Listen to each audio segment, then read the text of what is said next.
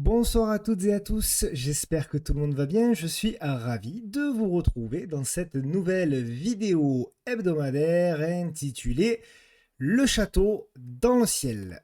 Avant de démarrer, comme d'habitude, le petit message d'avertissement qui stipule que le contenu de cette vidéo est à unique but pédagogique et informatif qui ne constitue en rien un conseil, que vous êtes seul responsable de vos investissements et donc de votre aide. Pour me suivre sur Twitter, Tino-Trading, le groupe Facebook du podcast de la bourse et bien évidemment la chaîne YouTube sur laquelle vous êtes où vous pouvez vous abonner et surtout activer la clochette afin de recevoir de nouvelles notifications dès lors qu'une nouvelle vidéo est publiée. Pour celles et ceux qui veulent aller un petit peu plus loin en termes d'accompagnement à l'analyse technique, vous avez tout sur la boutique pepitortrade.com, mon partenaire Trade République avec qui nous avons fait jeudi la radio libre de la bourse à 18h30. Il y a le podcast de disponible sur le sujet du long terme. On a abordé notamment les ETF. Donc voilà, s'il y a un certain nombre de questions, peut-être que vous y trouverez des réponses. Pour répondre aussi à beaucoup de vos questions sur le logiciel que j'utilise, eh bien c'est ProRealTime et il est accessible gratuitement sur le site donc de ProRealTime. Vous avez tous les liens, etc. en description de la vidéo. Comme d'habitude, la vidéo de l'ETF Star a battu tous les records d'audience. Je vous mets également les liens. Et en matière d'actualité, nous avons eu également la semaine dernière la vidéo d'Eurofin Scientifique avec Hibou. L'épisode numéro 2, vous pouvez le retrouver sur la chaîne de Hibou.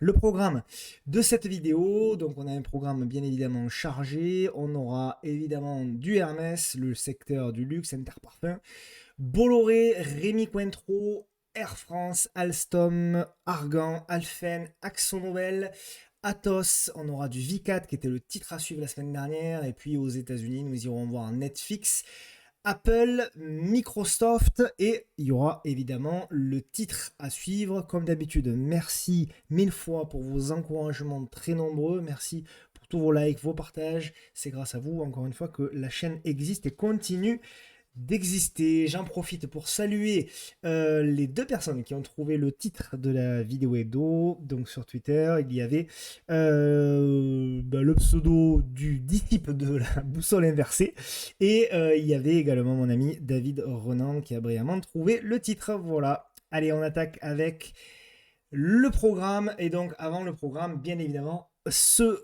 fameux CAC 40, donc le château dans le ciel. Alors on pourrait même dire l'empire dans le ciel quand on pense bien évidemment à l'empire du luxe, bien évidemment le CAC 40 porté par les valeurs du luxe, toujours la même chose, on a des plus hauts de plus en plus hauts, on est au-dessus de la moyenne mobile à 10 jours qui progresse, donc pas grand chose à dire, hein. Honnêtement, on break aujourd'hui, on fait un nouveau plus haut historique, on termine sur un plus haut historique en plus, donc il n'y a rien à dire, c'est bullish. Le gros avantage, c'est que désormais, nous pouvons remonter notre invalidation, entre guillemets, hein, invalidation, donc on aurait potentiellement à très court terme une invalidation et un premier signal de dessoufflement sous les 7500 points. Tant qu'on est au-dessus, il n'y a absolument rien à dire. C'est haussier, point barre. Alors évidemment, on va pas rester bien sûr bien longtemps là-dessus parce que encore une fois, il n'y a pas grand-chose à dire là-dessus. Là où par contre il y a des choses à dire, c'est effectivement lorsqu'on regarde un petit peu le reste de la cote, pardon, et notamment le CAC Small, et bien évidemment, regardez, c'est tout l'opposé. On a 4 séances de baisse. On a un CAC Small qui finit à moins 1,20% aujourd'hui. Donc voilà, hein, on a vraiment un marché de vitesse. Alors le CAC Small, il a bien rempli ce qu'on s'était dit, hein. On avait fixé la zone d'objectif dans l'horizontale verte, hein, ici.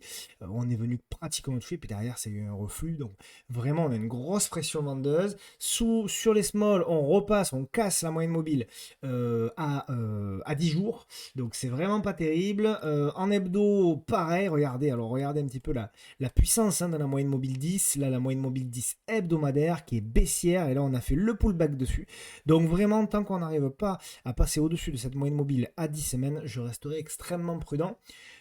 sur le secteur des small caps. Et même, je vais dire, même sur certaines grosses capitalisations, on l'a vu ces derniers jours, je pense à des titres comme Renault, je pense à des titres comme Sartorius, je pense à des titres comme, qu'est-ce qu'on a eu aujourd'hui? On a eu Ipsos qu'aujourd'hui qui a perdu à un moment donné plus de 15%, quasiment 15% en séance. Donc voilà, vraiment, on a un marché très très très spécial qui me rappelle beaucoup, qui me rappelle, je vais revenir en arrière du coup, qui me rappelle beaucoup, je le disais sur le salon, qui me rappelle beaucoup le marché de fin 2000, ici là, de fin 2021.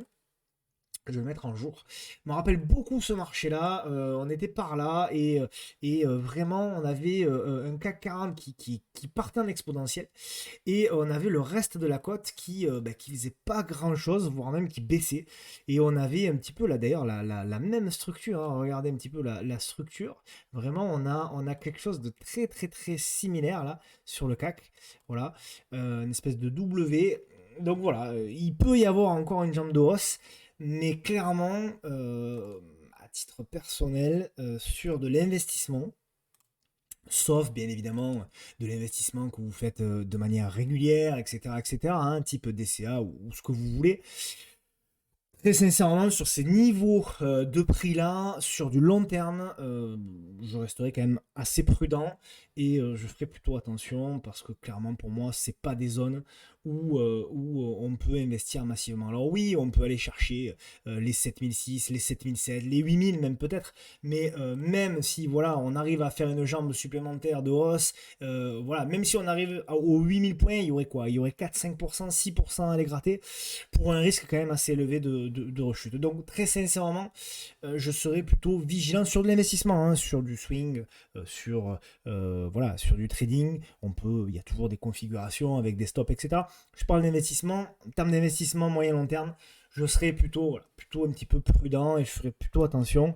Rappelez-vous la phrase célèbre, hein, Sell in May and go away. Eh bien, nous sommes le 20 avril, hein, donc le 21 plutôt. Mais donc il faut quand même rester plutôt vigilant là-dessus. On passe à nos actions et donc bien évidemment hein, le château dans le ciel, l'empire dans le ciel avec évidemment le luxe et Hermès qui suit LVMH et qui fait elle également un nouveau plus haut historique.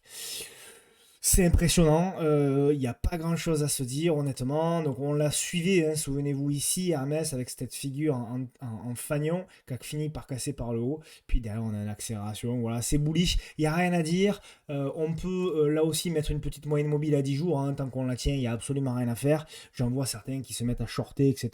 Le luxe, bon pourquoi pas évidemment, hein, au bout d'un moment ça va se retourner, mais je ne suis pas persuadé que sans signal fort, il faille s'épuiser à shorter du Hermès par exemple. Je pense qu'il faut encore patienter et vraiment on est dans un train très très fort. Alors oui évidemment hein, le luxe se retournera. Je vous rassure, ça arrivera et ça fera très très mal, notamment au CAC 40. Mais pour le moment, voilà, tant qu'on a des plus hauts de plus en plus hauts et tant qu'on est soutenu donc par cette moyenne mobile à 10 jours, honnêtement, je resterai plutôt à l'écart, que ce soit à la vente ou à l'achat d'ailleurs. Donc voilà, pas grand chose à dire au niveau d'Hermès. Je suis pas acheteur, je suis pas vendeur, je suis rien du tout.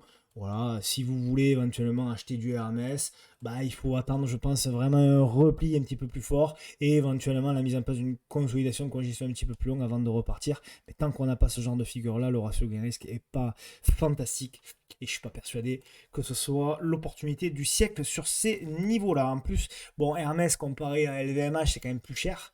Donc en termes de valo, bon, voilà. Interparfum, valeur chère aussi, mais qui progresse. Alors nous, on était dessus. Voilà, il y avait, voilà, encore une fois, hein, le repli est acheté. Derrière, on a la publication des résultats et derrière, on a une belle progression. Donc RAS, j'achèterai pas également Interparfum, là, j'achèterai plus. Hein, voilà, il y avait le repli ici, il y avait la petite congestion. Voilà, nous, c'est ce qu'on avait indiqué sur le salon, mais voilà, c'était pour vous un petit décalage, il n'y a pas grand chose de plus à faire. Et voilà, on a une grosse bougie sans volume.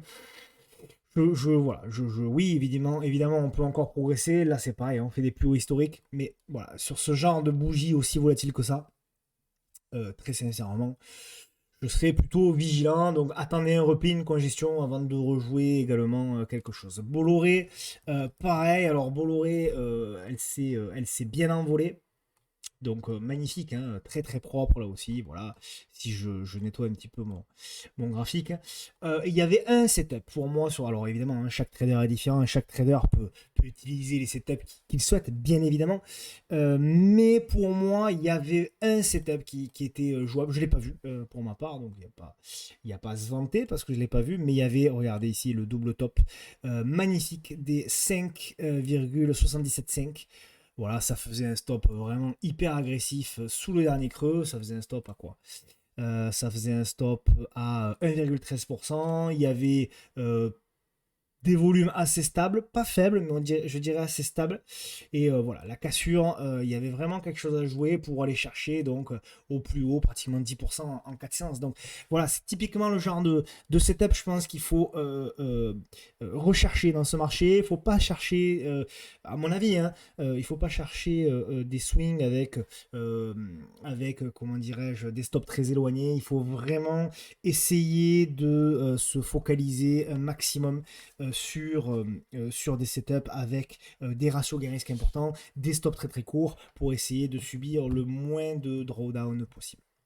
Voilà, donc Bolloré, RAS, hein, pour moi, voilà, les plus agressifs d'entre vous pourront tenter la cassure des derniers plus hauts, mais voilà, c'est du trading pur, voire même de l'intraday. Pour moi, le swing à faire, il était là. Il était même potentiellement pour ceux qui le voulaient à la cassure ici, il y avait un autre double top ici des 5,72, mais voilà, il y avait deux opportunités. À part ça, c'était quand même plutôt difficile de rentrer sur Bolloré. En tout cas, elles y étaient, et les opportunités, c'était quand même intéressant. Je suis passé complètement pour ma part à côté. Je sais pas pourquoi, elle n'est pas du tout sortie dans les screeners, celle-ci. Mais bon, c'est comme ça. Sur le mois d'avril, je suis pas généralement sur les bonnes. Rémi Cointreau. Alors, Rémi Cointreau, c'était plutôt intéressant, Rémi Cointreau. Alors, je vais dézoomer, hein, parce qu'on est sur une figure. Alors, c'est pareil, hein, c'est une valeur qui est typée un petit peu luxe, hein, aussi, qui est pas en retard, mais qui construit très très bien sur du long terme. Voilà, une espèce de figure ici en biseau descendant. Donc, on avait ici la belle congestion. Alors, elle n'est pas facile à trader, hein, elle est un petit peu molle en plus, etc. Donc, moi, c'est pas forcément des valeurs que je trade beaucoup. Mais en tout cas, oui, il y avait cette congestion. On l'a cassé, on a fait le pullback. Et là, désormais, on va essayer de revenir tester cette oblique ici pour voir si on passe. Et en effet, si on a la cassure et on a une belle congestion ici, on pourra tenter quelque chose pour aller chercher notamment la zone ici des 195 et éventuellement les derniers plus hauts à 213. Voilà, grosso modo. Là, pour le moment, il y a trop de volatilité. Je suis pas forcément convaincu. Voilà, on va attendre une réduction de la volatilité pour pouvoir rentrer potentiellement sur le titre. Air France. Alors, Air France, bon, c'est une tendance baissière, hein, bien entendu, même très baissière. On est sur des plus bas historiques. Donc, voilà, on a une espèce de figure comme ça. Donc oui, je comprends, hein, ceux qui sont intéressés, puisque effectivement on est sur des plus bas, mais enfin régulièrement on est sur des plus bas avec Air France, malheureusement. Euh, Bah, il n'y a pas grand-chose à tenter. C'est pas forcément le graphe le plus sexy de la Terre. Et il n'y a pas vraiment de setup. Alors oui, il y a une construction, voilà, potentiellement avec une oblique. Là, on pourrait tracer une espèce d'oblique ici. Qui peut être potentiellement, je dis bien potentiellement intéressante, mais bon, c'est pas non plus, voilà, c'est pas non plus la config du siècle. Celles et ceux qui veulent tenter, voilà, pourquoi pas tenter la cassure de l'oblique, voire pyramider au-dessus des 1,60 pour pouvoir tenter un retournement et pouvoir tenter ici une progression du titre. A contrario, si on casse la zone, si on casse la moyenne mobile à 200 jours, ici, il faudra bien évidemment redevenir prudent et je dirais même lâcher les positions parce que très certainement qu'on reviendra tester à ce moment-là cette zone ici. Et là, voilà, on pourra éventuellement tenter, voilà, donc deux solutions, hein. Soit on casse ici, on fait le pullback et on relance. Pour moi, hein, les scénarios que j'imagine, bien évidemment, soit on casse ici et on vient faire le sell-off et après on verra s'il y a une congestion là-dedans pour pouvoir jouer un retournement. Mais voilà, en gros, c'est vraiment du trading. C'est un titre qui est quand même aux fondamentaux moyens, c'est le moins que l'on puisse dire. Donc voilà, c'est du trading. Attention à la taille de position là-dessus parce qu'on peut avoir également des mauvaises nouvelles. On a du Alstom. Alors, Alstom décevante, un petit peu, hein, décevante depuis le début de l'année. Voilà, une valeur du CAC 40 qui déçoit. Euh, on avait, alors c'était pas mal, hein, c'était pas mal. Nous, on avait proposé également un trade ici au-dessus des 25-27, on a été déclenché. Mais voilà, ça a beaucoup de mal. On avait acté pour moi le retournement par là, notamment. On avait une belle zone de congestion, on l'avait cassé par le haut. Je dis, tiens, vraiment, on sent qu'il y a quelque chose qui est en train de se faire sur Alstom. Et puis finalement, patatras, on repart à la baisse. C'est pas beau. On est sous la M10 jour, on est sous la M10 hebdo, et j'imagine qu'on est également, voilà, on repasse, on clôture, hein, pour le moment sous la moyenne mobile 10 mensuelle. Donc je resterai quand même relativement prudent. Il n'y a pas grand-chose à tenter. Là aussi, hein, un peu à l'image d'Air France, tant qu'on ne repassera pas au-dessus des moyennes mobiles 10 et tant qu'on ne repassera pas au-dessus de l'oblique, ça reste du trading, ça reste volatile et ça reste plus ou moins difficile de trader. Voilà, donc je resterai quand même plutôt globalement à l'écart. Alors ça veut pas dire que ça va pas monter, hein, bien évidemment, mais ça veut dire qu'en tout cas, on n'a pas les probabilités avec nous et on n'a pas forcément les setups pour pouvoir acheter le titre. Alphen. Alors, Alphen, elle est intéressante. Oui, elle est intéressante. Alors nous, on en avait parlé, souvenez-vous, Alphen. Alors je vais dézoomer pour reprendre un petit peu l'antériorité. Voilà.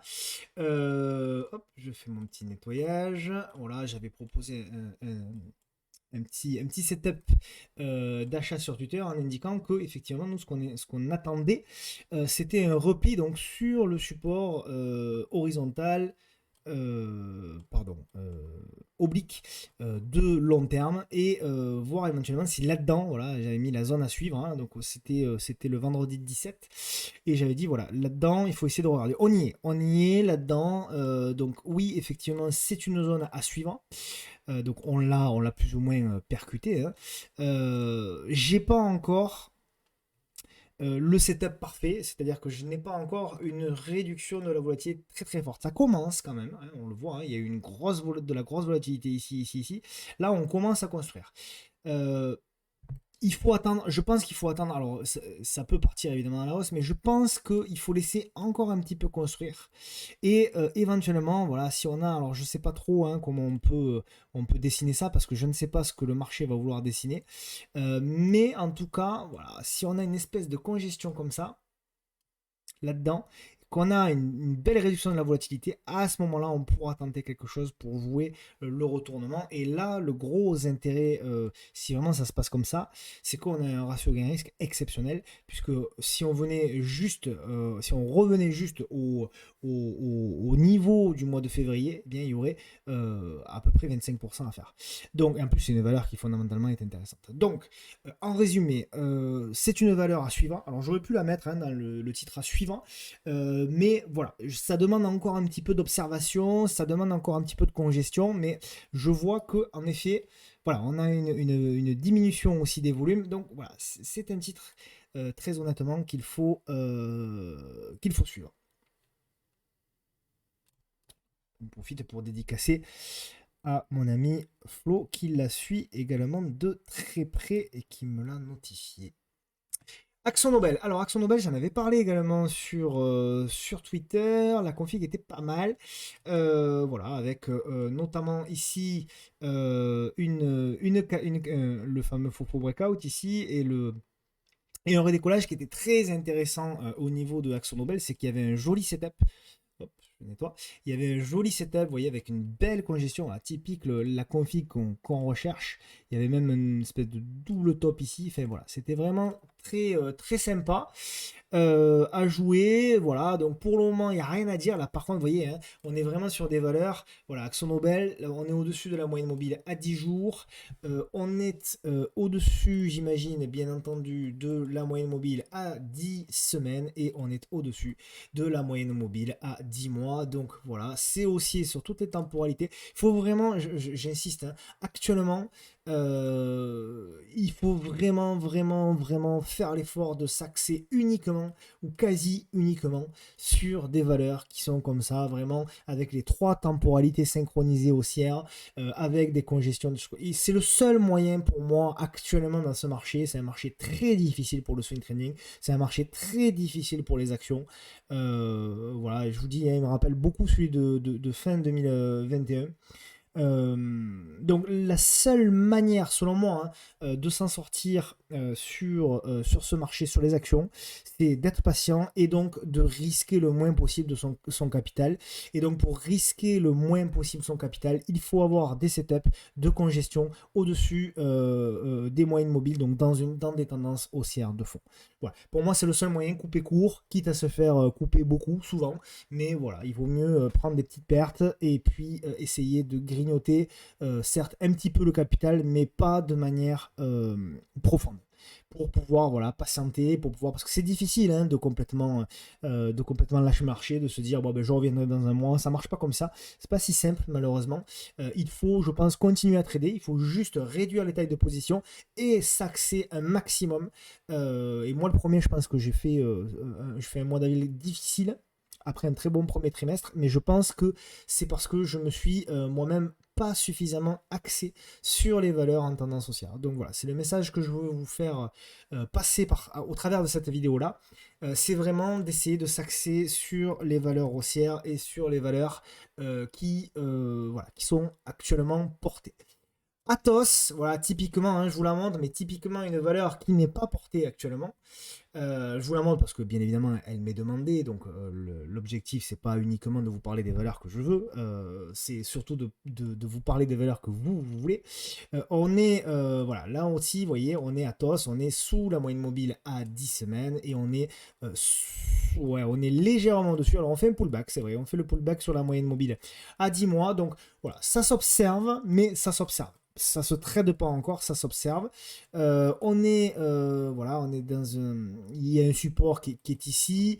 Effectivement, on a une réduction de la volatilité, mais pour le moment, voilà, j'ai pas de signal franc.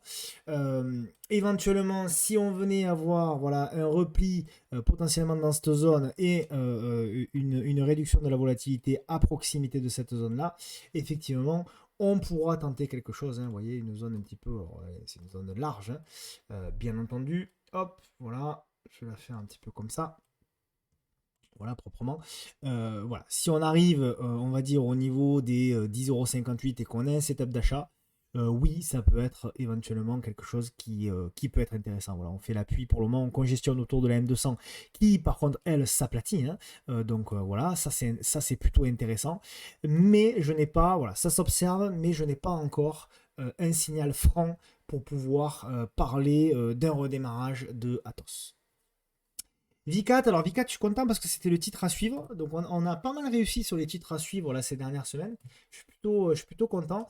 Et on avait défini, voilà, la semaine dernière, hein, vendredi, on avait défini un objectif. Alors c'est vraiment, alors là, c'est le hasard, hein, c'est pas du tout, voilà. J'avais fixé un objectif de 30,30 €. Et ben, on a fait la mèche pile sur les 30,30 €. Donc voilà, donc bah, bravo à ceux qui ont joué le mouvement. Moi, je ne l'ai pas joué du tout, en l'occurrence, mais en tout cas, bravo à ceux qui ont joué le mouvement. On va attendre, c'est toujours une valeur pour moi à suivre, hein, encore une fois, sur le moyen long terme. Je pense qu'on va construire là aussi une figure. Donc voilà, on a cassé l'oblique, on a redémarré. Et je pense que là, voilà, on a une chute au prorata de la hausse. Et ce qu'on va attendre, c'est quelque chose comme ça. Et là, par contre, si on a quelque chose comme ça, alors oui, même moi, je pense que cette fois-ci, je saisirai l'opportunité pour tenter quelque chose et tenter un nouveau mouvement.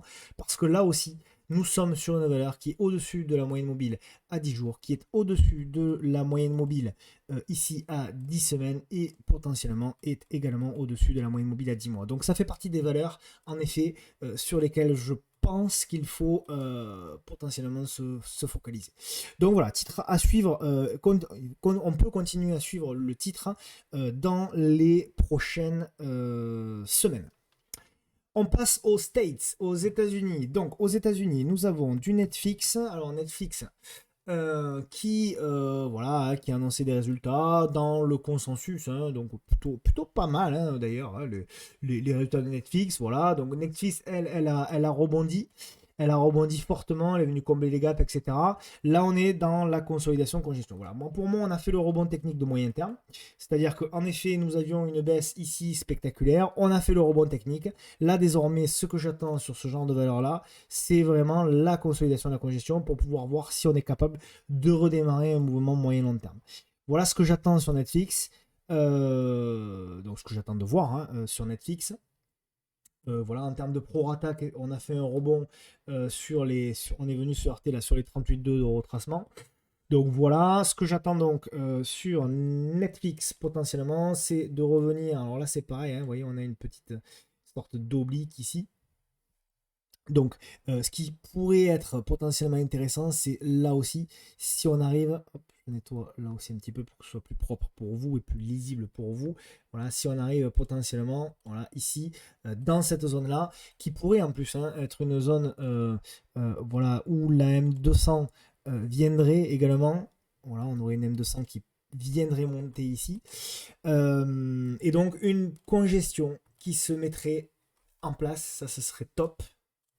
Hop, je vais vous dessiner un petit peu le scénario. Voilà, une belle congestion, d'ailleurs, ce qu'on est en train de faire, une belle congestion avant ici de redémarrer et de jouer le mouvement moyen long. Voilà, je pense que c'est à suivre. Je pense que comme sur l'ensemble du marché, on peut jouer une nouvelle vague de hausse sur le Nasdaq. Pourquoi pas, mais voilà, ce sera pas forcément très très long, ce sera voilà, mais en tout cas, voilà, il y a quelque chose à jouer, il faut observer, ça fait partie des titres, contrairement à d'autres. Voilà, en début de vidéo, il y avait du Hermès, il y avait du Interparfum, etc., qui étaient des beaux titres, mais il n'y avait pas forcément de setup. Là, sur Netflix, on a potentiellement quelque chose qui est en train de se dessiner, en train de se préparer, donc ça s'observe. Apple, bien évidemment, Apple également un peu à l'image du luxe pour nous en Europe et notamment en France. Apple, bien évidemment, tire le Nasdaq, maintient le Nasdaq. Alors, ce qui est intéressant au niveau d'Apple, là aussi, c'est que lorsqu'on dézoome un petit peu, on a une belle figure de moyen long terme. On a eu un petit excès baissier ici qui a été réintégré. Et là, on se heurte à nouveau sur le haut ici de cette oblique. Donc, vraiment, le marché l'a identifié très clairement. Ce qui est plutôt rassurant, c'est qu'il n'y a pas un gros signal de vente et je vois plutôt qu'on est en train d'accumuler là-haut. Donc là, c'est pareil, à suivre quand même si Apple congestionne bien et éventuellement casse pour repartir. Donc vraiment à suivre. Donc soit ce setup-là, soit éventuellement je pourrais être intéressé à nouveau sur le bas. Vous voyez toute cette zone ici. Voilà, toute la zone ici qui avait fait donc support ici, également support là. Donc l'idée ce serait, voilà, si éventuellement on a à contrario un marché qui venait à dégueuler, et là ce serait une baisse sur Apple de 12%. Donc 12% sur Apple, ça ferait très mal, je pense, au Nasdaq et au reste de la cote.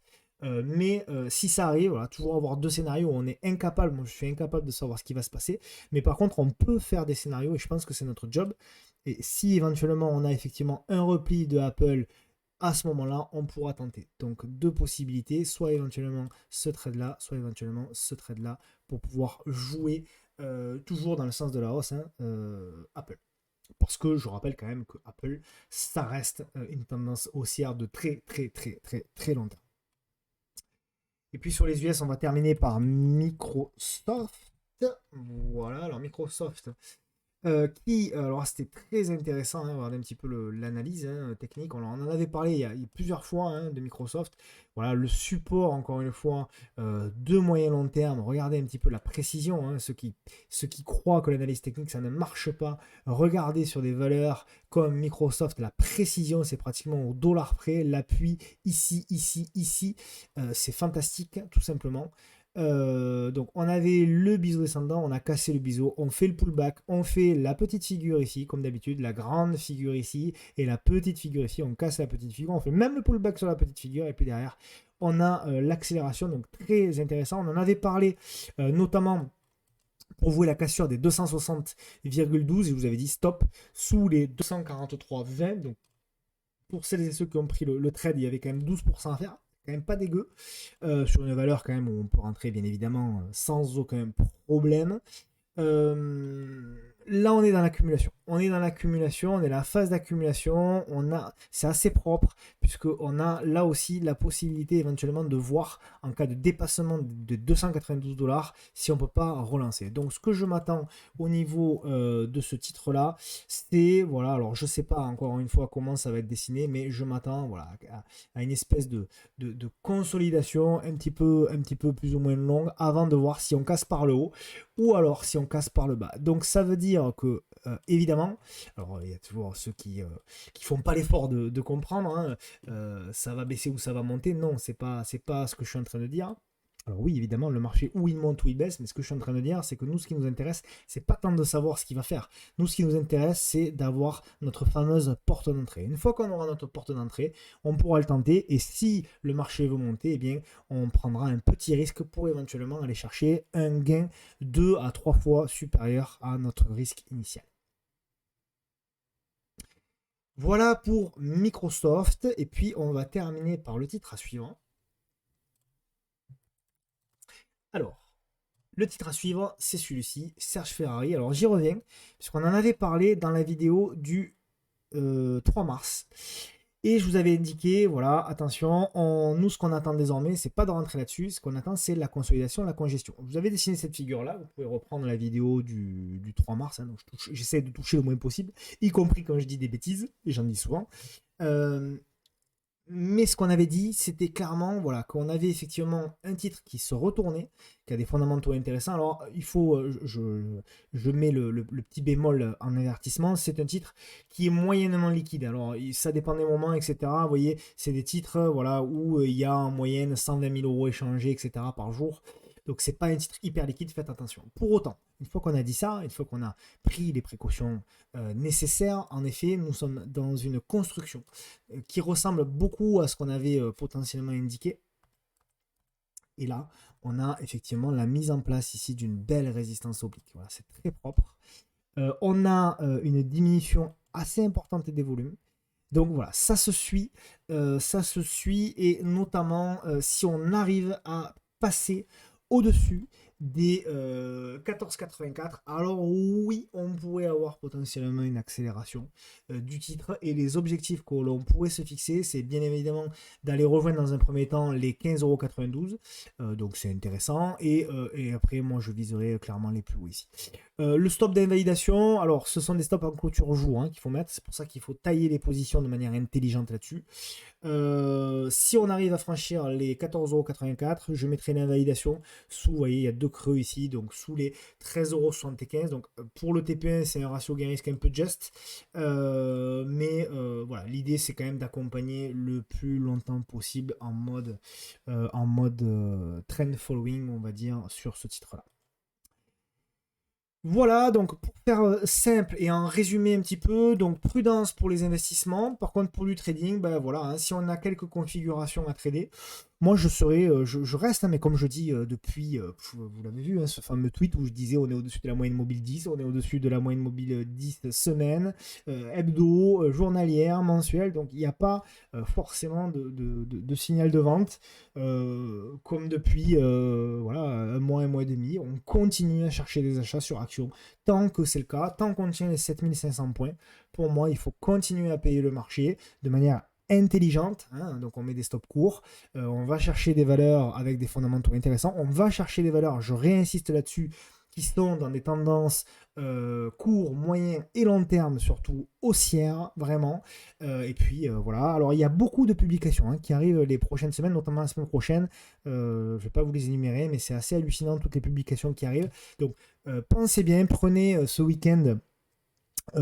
Voilà, ça dure pas longtemps, il y en a pour une vingtaine de minutes. Vous allez sur les sites boursiers les plus connus, j'ai pas de partenariat, ABC Bourse, Zone Bourse, peu importe, et vous regardez les agendas et vous regardez si dans les agendas, il y a des valeurs que vous avez en portefeuille, et c'est vraiment important vraiment de regarder les valeurs que vous avez et qui vont publier, parce que des fois on a des mauvaises publications et on peut se retrouver vraiment embêté. Il vaut mieux sortir un petit peu une bonne partie de la position, et quitte à y rentrer le lendemain, ou voilà, plutôt que de subir une baisse assez forte. Voilà mes chers amis, j'espère que cette vidéo, comme d'habitude, vous aura plu. Encore mille merci pour vos soutiens qui me font vraiment chaud au cœur. Voilà, c'est vraiment génial. La chaîne ne fait que progresser, Twitter également, etc. Merci pour vos échanges, merci pour vos messages privés. Et puis je vous dis et je vous souhaite un bon week-end et je vous dis bien évidemment à bientôt et à la semaine prochaine. Je vous souhaite un agréable et un excellent week-end si possible auprès de vos proches. À bientôt. Ciao ciao.